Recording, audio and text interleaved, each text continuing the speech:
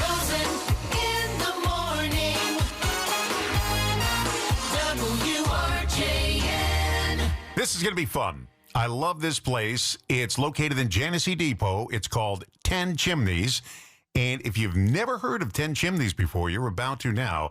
Randy Bryant, who's the president and CEO of the Ten Chimneys Foundation, is here.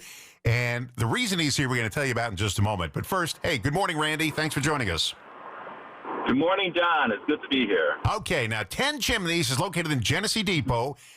It's more than just a home, a former home of some Broadway legends. Why don't you give us a little history of Ten Chimneys? Sure. Ten Chimneys was developed by Alfred Lunt and Lynn Fontanne. Alfred used to spend his summers out in Genesee Depot with his family. So when he came into his inheritance, he built the first section of Ten Chimneys and just continued on adding on through then, all the way up until the last edition was put on in the late 40s. But it is as I stated, it's the estate of Alfred Lunt and Lynn Fontanne, who were the premier stage actors from the 20s to the 60s. But it really was a respite for Broadway and soon to be Hollywood, because so many of the great actors would come out there, such as Helen Hayes, Sir Laurence Olivier, Katharine Hepburn, Charlie Chaplin, Boris Karloff, and many people that are no longer here today, but made major inroads in American theater. And so it was the place for true inspiration for not only literary, but theater. I toured the property 3 times, once with my wife, then my mother-in-law, and then my mother, and then we went there another time I'll tell you about in a moment.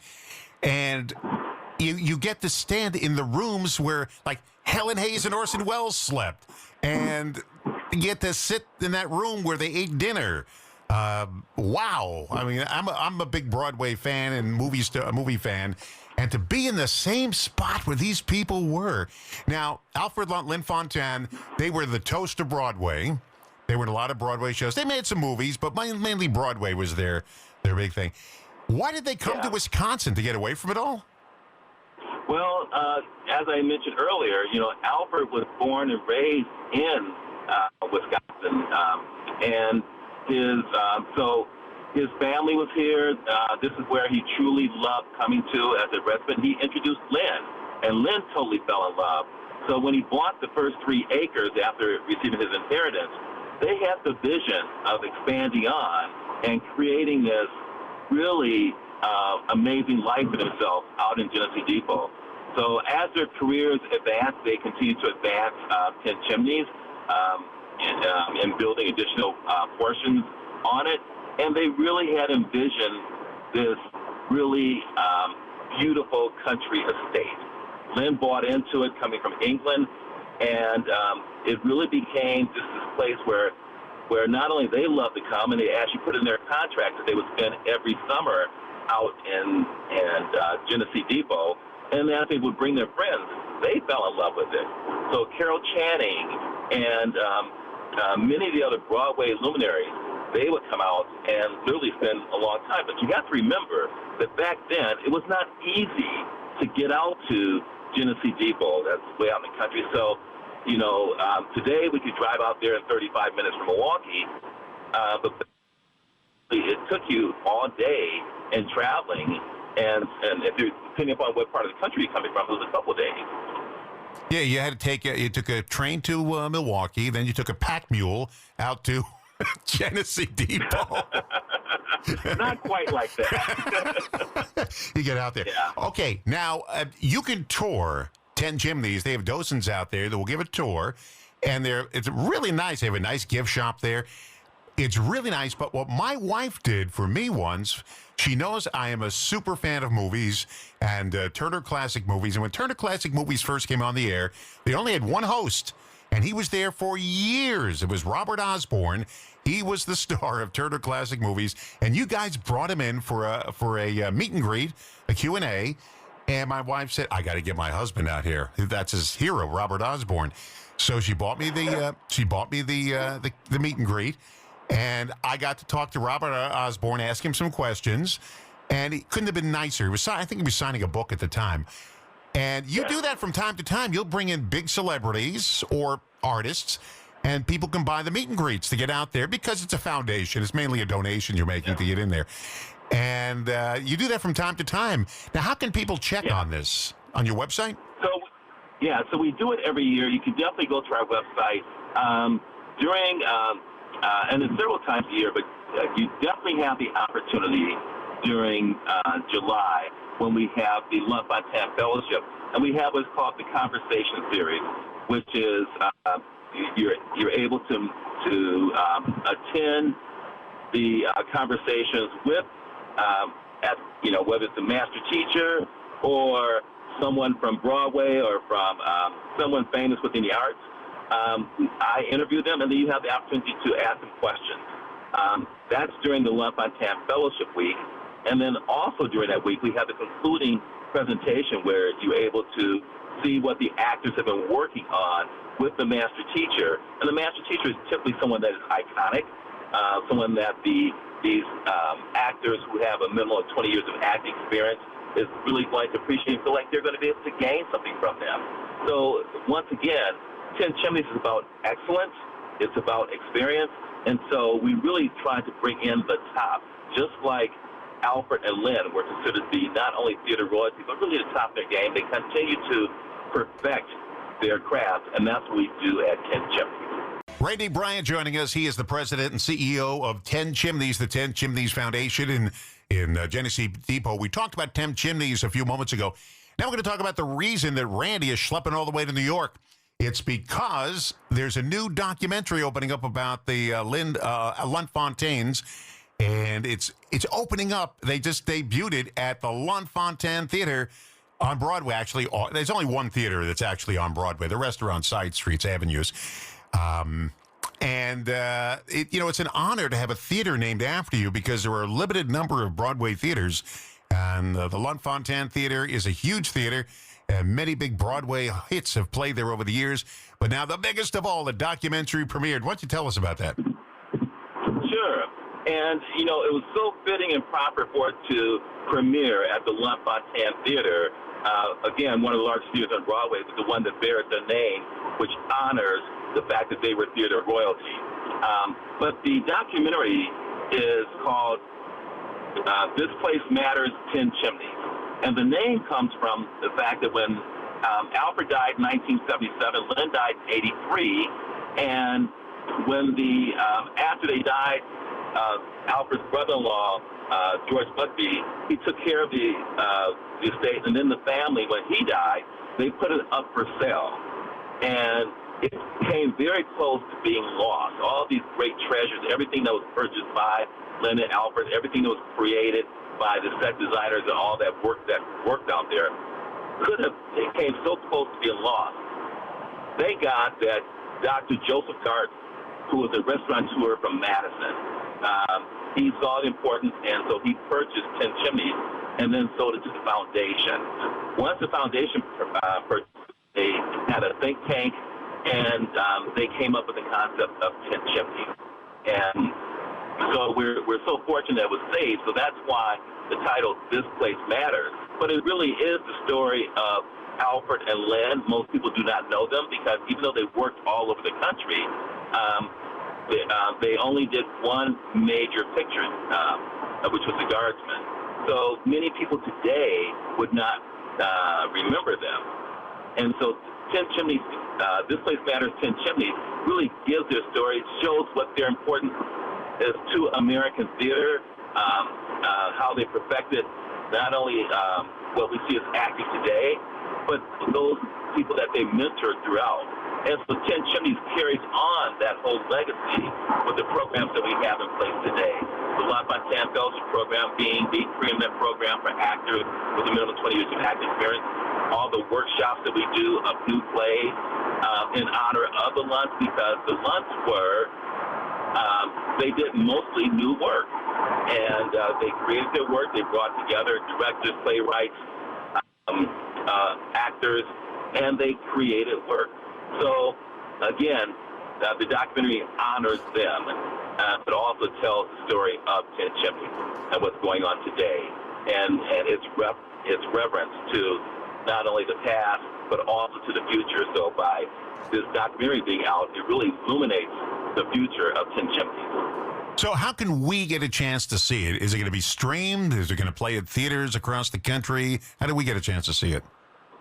Well, you will get a chance to see it. The distribution rights are being negotiated right now. I cannot divulge that at this stage now, but you will have an opportunity to see it in 2026. We did decide not to go with Netflix because we wanted to make sure it had the most opportunity of being seen and continue to be seen throughout. So what I can tell you is that the rights we're negotiating now will give us distribution to 116 stations across the country and shown 3 times a year. Excellent. Now, you're going to let us know, you're going to let me know when this is available so we can talk about it on the radio, correct? Absolutely. You'll be the first one I call. That's what I wanted to hear, the first one. That's what I've been waiting for. Okay, so this documentary, and how long is it? About an hour and a half or so? It's an hour and 15 minutes. Hour and 15 minutes. And they don't show movies usually at Broadway theaters, so they had to bring in a screen at the Lunt Fontanne Theater because... Well, this is an important point. If you think about it, at the Lunt Fontanne Theater, you're right. It is not for movies. It's there as a theater, so everything had to be converted. And there is a major play that's going on right now, and that's Death Becomes Her, which is a $39 million production. And so if you think about it, to be able to get the rights to not only to premiere this at the Lunt Fontanne Theater, but also in the middle of a major production where the lighting and the sound and all that, that production would not want to be disturbed. Plus, it's a union house.